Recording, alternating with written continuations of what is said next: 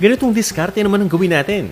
Simpleng ulam na masarap na, budget-friendly pa at napaka-nutritious. Sigurado kapag natikman mo to, uulit-ulitin mong gawin itong ating recipe. Kaya kung handa na kayo, tara, umpisa na natin. Pine-prepare ko muna yung mga ingredients.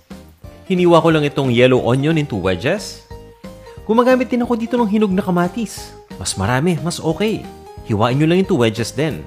Pagdating naman sa bawang, kinakrush ko lang yan. At china-chop ko lang. Huwag naman yung sobrang pino yung sakto lang. Ito naman yung luya. Binalatan ko lang yan. Hiniwa ko lang ng maliliit at pinitpit ko lang. At gumagamit din tayo dito ng maraming sayote. Alam naman natin na itong sayote nutritious na, di ba? At syempre, pasok na pasok pa sa bulsa pagdating sa presyo. Kaya naman, mas marami ang ginagamit natin dito. Binalatan ko lang yan, trinim ko, tinanggal ko yung buto at hiniwa ko lang into serving pieces. Once na ready na yung sayote, tara! Umpisahan na natin ang pagluluto. Nagpapainit lang ako ng mantika. At once na mainit na nga, una kong ginigisa dito yung sibuyas. Ang gamit ko ay yellow onion. Ito yung sweet variety. Pero pwede kayong gumamit ng purple o ng puting sibuyas dito. Igisa nyo lang ng mga 30 seconds at ilagay nyo na kagad yung bawang. Ituloy nyo lang yung pag-isa hanggang sa mag-start na mag-brown na yung bawang. At ilagay na natin dito yung luya. Ginigisa ko lang to ng mga 30 to 35 seconds pa. Importante na halu-haluin natin habang ginigisa at ilagay nyo na nga dito yung tomato wedges. Ito yung hinog na kamatis na hiniwa lang natin kanina. Iginigisa ko lang yan hanggang sa lumambot na yung kamatis at yung sibuyas at nilagay ko na nga dito yung chicken.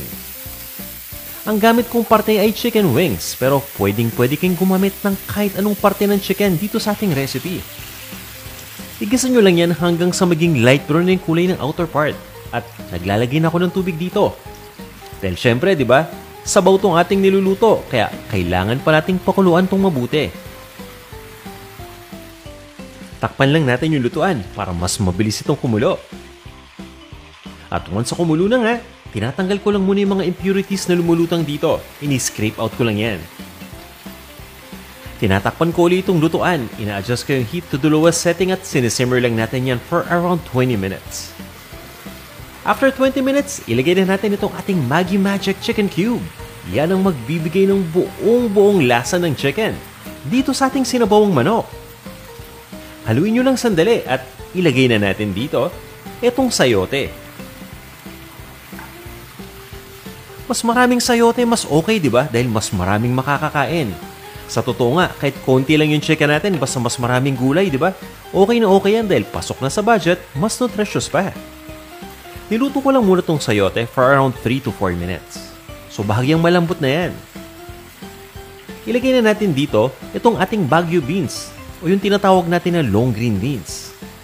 Kilala rin yan sa tawag na bitsuelas. At pwede kayong gumamit ng sitaw as an alternative ingredient. Lupain nyo lang into 2-inch pieces kung sitaw ang gagamitin nyo. Lutuin nyo lang yan for around 2 minutes at timplahan lang natin ng ground black pepper at ng patis.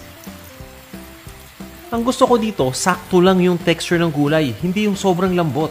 Kaya niluluto ko po to for around mga 2 to 4 minutes. Pero kung gusto niyo na sobrang lambot yung gulay, pwede pa rin yung tagalan ng pagluluto.